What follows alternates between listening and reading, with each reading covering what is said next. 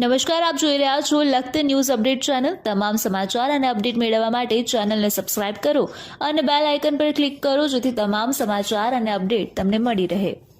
લખતર તાલુકાના કારેલા ગામના ખેડૂત દ્વારા 3 વાર પીજીવીસીએલમાં લેખિત રજૂઆત કરવા છતાં વાયર ઉપર નહીં લેવાતા શોર્ટ સર્કિટનો ભય। ખેડૂતો દ્વારા જણાવ્યા મુજબ છેલ્લા ઘણા સમયથી વાયર નીચે હોવાથી ભયના ઓથાર નીચે તેઓ ખેતી કરી રહ્યા છે। લખતર તાલુકાના કારેલા ગામથી લીલાપુર ઢાકી તરફ જવાના માર્ગ ઉપર આવેલ સર્વે નંબર 257 સર્વે નંબર 125 વાળા ખેતરમાંથી પીજીવીસીએલના ખુલ્લા વાયર પસાર થઈ રહ્યા છે। આ ખુલ્લા વાયર એટલા બધા નીચા છે કે ખેડૂતને પોતાના ખેતરમાં ટ્રેક્ટર લઈને એક સાઈડેથી બીજા સાઈડે જવું હોય તો પોતાના ટ્રેક્ટરની છત્રી સાથે વાયર અડી જવાનો ભય રહે છે।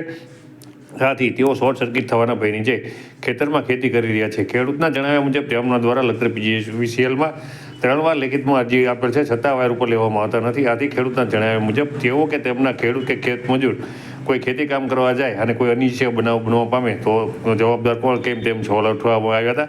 સાથે તેમના દ્વારા રોષપૂર્વક જણાવવામાં આવ્યું હતું કે જો તેમના આ પ્રશ્નનો તેમની આ સમસ્યાનો ઉકેલ નહીં આવે તો તેમને આ પ્રશ્ન તાલુકા ફરિયાદ નિવારણ કાર્યક્રમની અંદર લઈ જવાની ફરજ પડશે। મારું નામ સવજીભાઈ। આ તાર નીચા છે, અમારે જાવું આવું વાહન વ્યવહાર લઈને તો તારના અડવાની બીક રહે છે, મરવાની જોખમ કોણ ખેડા આવવામાં, તો આની જવાબદારી કોણ રાખે છે? મેડમને 3 વાર અરજી કરી છે તો છતાં ધ્યાનમાં લીધું નથી। તો આમાં અમારા ખેડૂતની જાનહાનિ થશે તો આની જવાબદારી કોણ લેશે?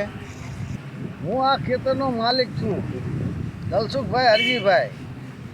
આ તાર નીચે ખાલી ટ્રેક્ટર લઈને જાય એવું નથી, તો આની જવાબદારી કોણ લેશે?